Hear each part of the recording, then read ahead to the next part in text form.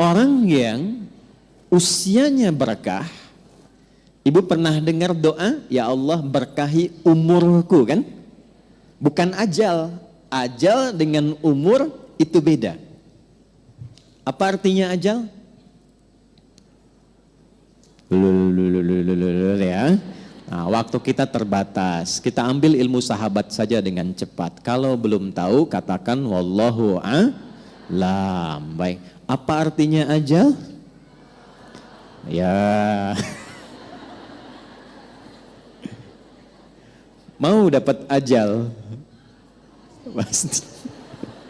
Udah kenceng diralatnya? Pasti. Baik, pasti. Baik. Ajal itu pada mulanya, pada asalnya, itu yang kita sebut dengan usia. Batas kehidupan. Ajal itu batas kehidupan. Jadi usia itu kalau dibawa ke bahasa Qur'annya, atau bahkan bahasa Arab standar, itu asalnya namanya ajal. Setiap kita itu kan ada ajalnya. Ada batas usianya.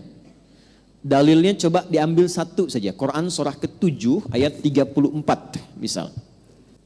Ya, Quran surah ke-7 Al-A'raf ayat 34. Walikulli ummatin ajal. Fa idza jaa ajaluhum la yastakhiruna sa'atan wa la yastaqdimun. Setiap umat, bukan satu dua orang saja. Semua yang menjalani kehidupan di bumi itu punya batas usia. Kenapa ditekankan kata ajalnya? Untuk memberi kesan bahwa kehidupan di dunia ini tidak abadi. Penting dicatat itu, Bu, ya. Kehidupan di sini tidak abadi, akan ditinggalkan. Karena itulah ketika ditinggalkan, diumumkan kan, telah meninggal dunia. Nah, artinya ajal telah tiba. Baik, sampai di sini bisa dipahami. Nah, itu tidak hanya kita paham, tapi tanamkan dalam jiwa. Di sini tidak abadi, akan pindah ke tempat lain. Nah, pertanyaannya, ketika pindah ke tempat lain itu, meninggalkan jejak yang baik tidak di dunia. Ibu kan keluar dari sini, setidaknya baru keluar sudah dibincangkan kan? Masya Allah, jamaahnya rapi, tertib, nggak ada sampah ketika selesai kajian. Kemudian jamaah-jamaah yang sekarang ngaji tenang, tidak ada yang ngobrol, gitu kan? Nah, itu jejak kebaikan yang ditinggalkan. Karena itulah sebelum meninggalkan dunia ini, selain mencari bekal ke tempat baru, kita diberikan bimbingan oleh Allah dan Rasul untuk meninggalkan kenangan-kenangan yang baik. Yang kalau diikuti jadi pahala, Bu. Jadi itulah indahnya dalam Islam. Datang baik-baik, pulang pun baik. Karena itu saat datang kan disambut senyuman kan?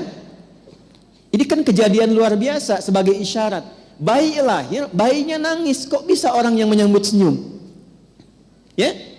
Ada enggak ketika bayinya lahir misalnya yang lain ada yang menertawakan, yang meledek, mencela, rata-rata senyum. Tapi ketika meninggalkan dibalik, kita yang tersenyum, orang yang menangis. Kenapa? Karena kita bahagia meninggalkan jejak-jejak kebaikan, dan orang merasakan sedih karena kehilangan kebaikan itu yang dirasakan saat sedang dibersamai oleh orang baik itu. Nah, cara mengisi ajal supaya baik itu yang disebut dengan umur namanya. Jadi umur asalnya bukan usia artinya. Hanya diambil makna umum menjadi usia untuk memberikan kesan kepada kita selama menempuh usia itu isi dengan umur. Contoh begini. Ibu kalau ada yang tanya, umurnya berapa? Saya paham rata-rata 17 tahun ke atas. Ya, ada yang atas, ya? Ada yang atas, ada yang memang demikian. Tapi ketika kata umur itu muncul, itu maknanya 3. Nanti kita akan tarik ke kaidah dari Sayyidah Khadijah. 1, al-umur bimakna mengandung arti segala yang bermanfaat. Saya pakai kacamata nggak apa-apa Ibu ya. Ya, untuk jelas menulis. Biasanya saya kalau menghadap jamaah ibu-ibu saya lepas kacamata. Ya. walaupun saya sudah berdoa kepada Allah dan sudah menanamkan pada diri saya, hanya istri saya yang paling cantik. Itu sudah doa saya yang paling utama. Ini live nggak? Tenang bun ya, aman insya Allah. Iya. Dan saya memohon kepada Allah demikian, ya Allah, jadikan siapapun yang aku pandang tetap istriku yang paling mulia. Dan jangan pernah tanamkan pada jiwaku keberpalingan dari istriku dan ketertarikan selain apa yang istriku ridhai. Jadi ibu jangan berharap banyak kepada saya. Ya.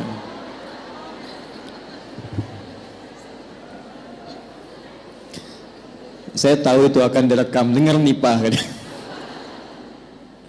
Lihat sini, balik sini. Oke. Sampai mana tadi kita itu umur? Insya Allah ingat. Segala yang bermanfaat.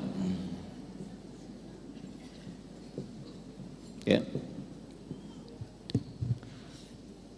Baik. Ini saya buka kaidah umumnya dulu untuk menunjukkan kesan di akhir nanti betapa Sayyidah Khadijah memahami ini. Lalu kita tarik kemudian praktek dalam kehidupan beliau, poinnya apa? Itu yang kita simpulkan nanti dan dibawa pulang. Singkatnya, selama hidup, kalau ingin dikenang, punya nilai kebaikan bahkan sampai masuk ke alam kuburnya, tapi nama dan kisahnya tetap harum, maka buatlah dan rencanakan semua aktivitas yang punya nilai manfaat. Melihatlah dengan yang baik saja. Bila yang dilihat tidak bermanfaat, tak harus dilihat. Berbicara yang mengandung manfaat. Bila yang akan disampaikan sekiranya tidak bermanfaat, bahkan cenderung menyakiti, maka abaikan. Sampai ke ujung kaki. Sayyidah Khadijah radhiyallahu taala anha, saat masih ingat kita bahas sebelum beliau menikah dengan Nabi, itu memegang teguh asas yang pertama ini. Tidak pernah bicara kecuali yang bermanfaat.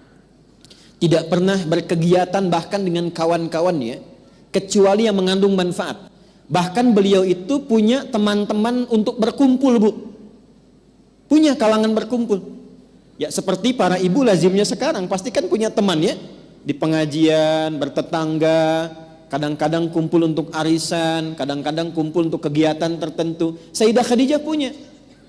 Tapi yang paling luar biasa, semua teman-teman Sayyidah Khadijah ini ketika berkumpul itu mendapatkan kemuliaan sifat dari beliau, sehingga viral di kalangan wanita-wanita Arab pada masa itu bahwa kalau ingin melihat perempuan yang bermanfaat, inilah lihat kelompoknya Sayyidah Khadijah. Dan jangan kira kita samakan dengan era sekarang, tidak. Ibu jangan lupa, dulu itu jahiliyah, di mana perempuan itu pada umumnya itu menampilkan dirinya supaya mendapatkan ketertarikan dari para lelaki. Disebut dengan tabarruj namanya. Kalau pakai emas itu nggak tanggung-tanggung. Misalnya 1,5 kilo tempel di kaki kanan dan kiri. Supaya kalau jalan bunyi cek gitu kan. Ada yang lihat.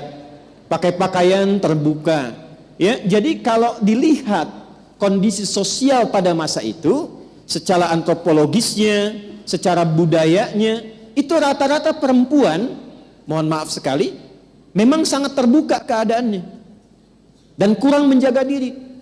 Tapi kalau sudah melihat Sayyidah Khadijah dan teman-teman beliau, itu semua hormat. Nyaris tidak ada yang mau bicara di depan Sayyidah Khadijah, saking hormat dan kagumnya atas wibawa beliau. Ini semua diam. Dan saat ada orang yang usil pun pada Sayyidah Khadijah, itu teman-temannya ini sebelum menikah dengan Nabi, itu teman-teman sekitarannya itu langsung melindunginya. Berbuat sesuatu yang Allah telah tetapkan itu, jika kita menjalaninya dengan istiqamah dan dilakukan karena Allah, maka Allah yang menggerakkan hamba sekitarannya untuk menjaga hamba dimaksud. Jadi kalau dari sekarang ibu menjadikan semua aktivitas usia itu untuk menaati Allah, ya tidak harus dalam konteks sholat saja. Bukan hanya sholat, bukan hanya baca Quran. Saya ingin mengisi sisa hidup saya untuk menaati Allah. Mulai sekarang saya akan gunakan pandangan pada yang Allah sukai saja. Saya akan gunakan pendengaran pada yang Allah sukai. Saya akan gunakan lisan pada yang Allah sukai. Kata Allah, jangan gibah. Saya tahan gibah. Saya tidak Ustaz. Bagus. Tidak seperti ibu itu tuh. Kalau bicara, masih berarti. Tahan. Tahan. Itu kalau bisa dilakukan, Allah balas, mengangkat wibawa ibu. Jadi dari segi umur, itu akan dikenang. Ini orangnya orang berwibawa, orang baik. Ibu kalau nggak percaya silahkan. Kalau melihat orang salih, solihat, malu kan kalau berkata kotor? Coba silahkan, mau berkata yang kurang baik, walaupun terbiasa bergaul di tempat yang kurang bagus, bertemu orang begini nggak mau mengeluarkan kata-kata kotor. Saya kalau ketemu preman bu, nggak pernah berkata-kata kotor pada saya. Assalamualaikum Ustaz, Assalamualaikum Pak Kiai, doakan ya. Padahal sebelum itu dengan kawannya, keluar. Ragunan keluar, tuh kan? Bahasa-bahasa yang tidak normal keluar. Tapi ketika kita berusaha menaati Allah dalam hal yang simpel saja, turunlah kemudian jawaban dari Allah dengan melindungi sifat-sifat baik kita untuk dikenang.